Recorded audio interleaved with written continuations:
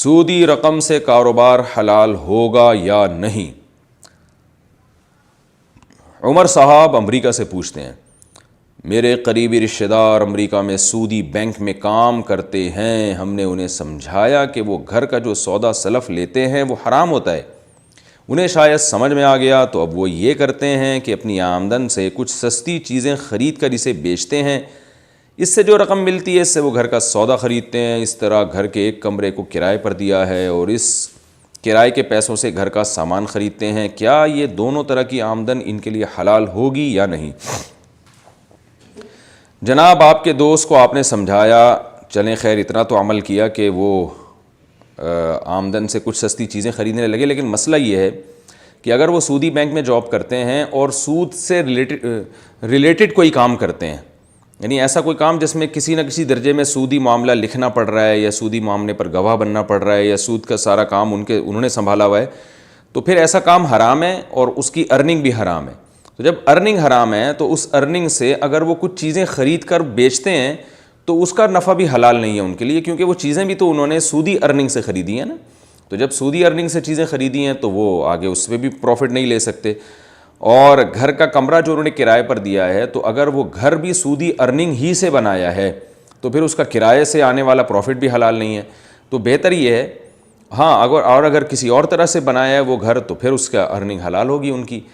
البتہ یہ ضرور ہے کہ جب وہ سود سے کوئی چیز یعنی سود سے میری مراد یہ ہے کہ جو ان کی تنخواہ آ رہی ہے نا سودی، اس تنخواہ سے اگر انہوں نے کچھ خرید لیا، خریدنا تو جائز نہیں تھا لیکن اگر خرید لیا تو اب ایک صورت میں وہ خریدی ہوئی چیز ان کے لیے اس کا استعمال بھی جائز ہو سکتا ہے اور اس سے حاصل ہونے والی آمدن بھی جائز ہو سکتی ہے۔ وہ یہ ہے کہ وہ دل میں یہ نیت کر لیں اور ارادہ کر لیں، اور بہتر ہے دو آدمیوں کو گواہ بھی بنا دیں کہ یہ جتنی چیزیں میں نے بینک کی آمدن سے خریدی ہیں ان کی مارکیٹ ویلیو یہ ہے، اور میں اس بات کو اپنے اوپر لازم کرتا ہوں کہ یہ تمام ویلیو میں صدقہ کروں گا، اور صدقہ کرنا شروع بھی کر دیں۔ مثلا انہوں نے گھر خریدا تھا فار ایگزامپل 1 کروڑ روپے کا، اب وہ تو خرید لیا، غلط کیا انہوں نے، لیکن اب دل میں نیت کر لیں اس گھر کی ویلیو چونکہ 1 کروڑ ہے تو میں پوری زندگی میں 1 کروڑ روپے انشاءاللہ صدقہ کر دوں گا، یہ عزم کر لیں۔ تو جس دن یہ عزم کریں گے اور پھر ہر مہینے تھوڑی تھوڑی قسط نکالنا شروع کر دیں تو یہ گھر کا استعمال ان کے لیے جائز ہو جائے گا، اور گھر سے کو اگر کرائے پر دیتے ہیں تو اس کی حاصل ہونے والی آمدن بھی ان کے لیے حلال ہو جائے گی۔ یہ طریقہ استعمال کیا جا سکتا ہے۔ بندوق کی نوک پر طلاق کا حکم، یہ مسئلہ امپورٹنٹ ہے، میں انشاءاللہ بہت تفصیلی دلائل کے ساتھ اگلے سیشن میں یہ مسئلہ انشاءاللہ ریکارڈ کرواؤں گا۔ یہ شعیب صاحب نے پشاور سے پوچھا، میں پوری دلائل اور ریفرنس کے ساتھ انشاءاللہ، کیونکہ یہ اختلافی مسئلہ ہے تو اس لیے میں اس کو اگلے سیشن میں انشاءاللہ ریکارڈ کرواؤں گا پورے دلائل کے ساتھ۔ پچھلے سالوں کی زکوٰۃ کیسے ادا کریں؟ شادی کو 35 سال ہو گئے ہیں، شادی کے وقت میکے سے کچھ تولہ سونا ملا تھا، مگر اس وقت تک یہی پتہ تھا کہ 7.5 تولے سونے پر زکوٰۃ واجب ہوتی ہے، اس لیے زکوٰۃ نہیں دی۔ اب پتہ چلا کہ 52.5 تولے چاندی کے حساب سے زکوٰۃ واجب ہوتی ہے، تو اب زکوٰۃ کس طرح ادا کریں؟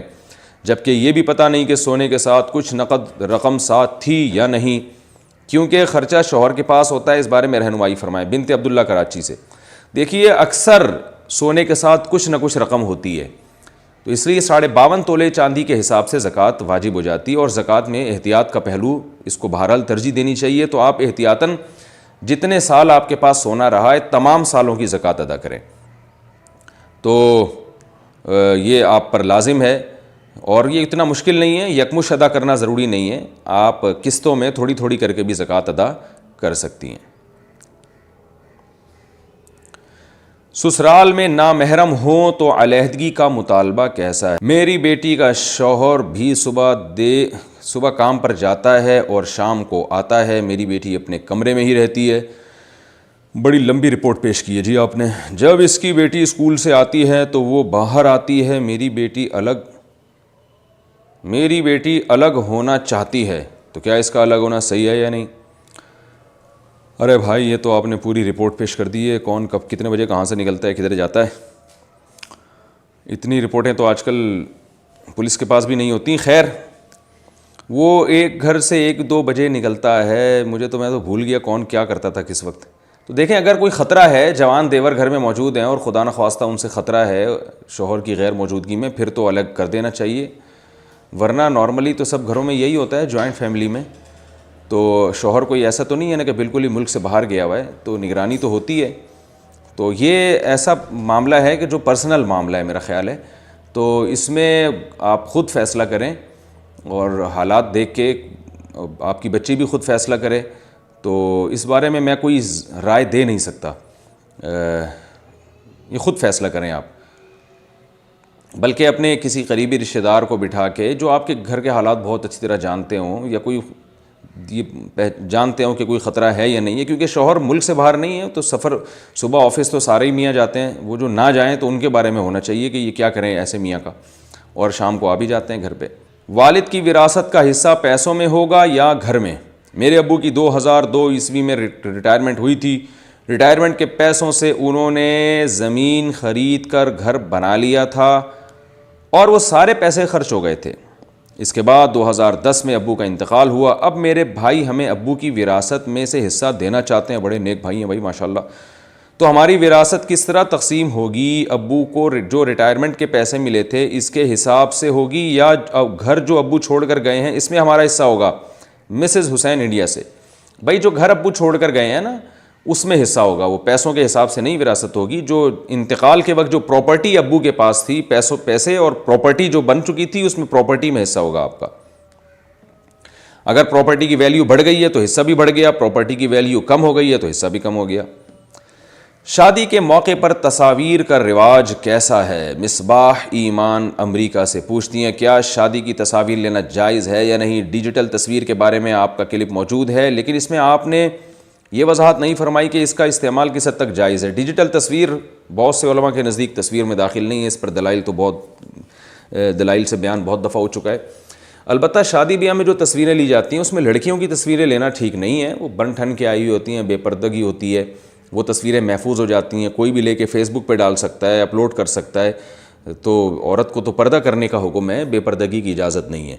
تو اگر کوئی ایسے طریقے سے میاں بیوی آپس میں ایک دوسرے کی تصویر لے لیں, یا دلہن بنے ہوئے ہوتے ہیں جب بیٹھے ہوئے ہوتے ہیں تو سیلفی لے لیں اور وہ اپنے پاس ہی محفوظ رکھیں, یہ ڈر نہ ہو کہ وہ کہیں کوئی کسی کے ہتھے لگ جائے گی, یعنی عورت کے پردے کا پورا اہتمام ہو تو گنجائش ہے. لیکن یہ بات خوب یاد رکھیں, موبائل سے کوئی بھی چیز ڈیلیٹ ہوتی ہے تو بھی وہ ریکوری اس کی ہو جاتی ہے.